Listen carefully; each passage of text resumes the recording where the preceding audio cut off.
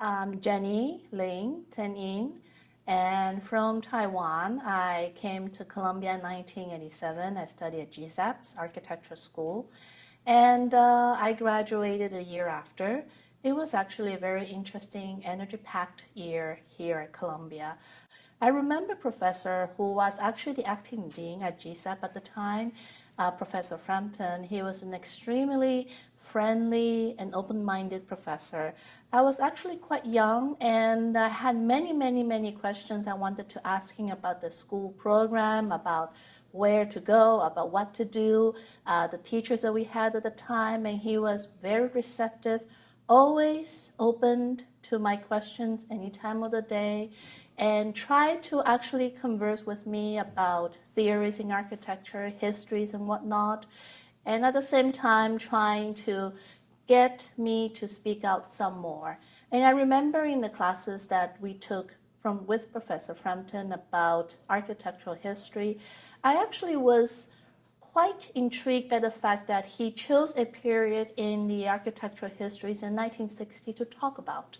And I did not really like that. So I actually proposed to the professor if I could take a research project alongside with the class rather than taking the class itself, and he accepted.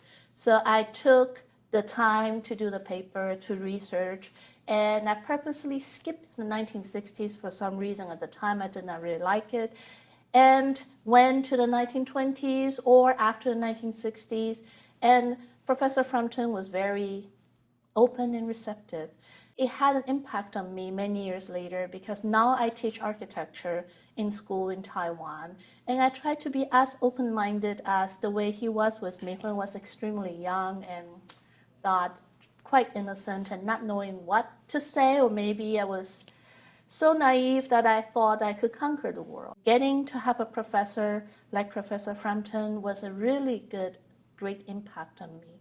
I became a much more receptive, nicer person in a way, and always open to new possibilities. So 2 days ago, before I flew in this time to New York, one of my students told me, he says, "Jenny, I think you shocked me because you actually made me rethink everything that has to do with architecture."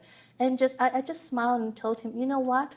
I think once when I was about your age, my professor here at Columbia, actually always supported me, because he asked me the question, how come I would always challenge and find new frontiers?" Because I said, my professor really supported that. That's why I became that way. And many years later, now I'm happy that actually my students can see that trait. But I have to thank Professor Frampton for that.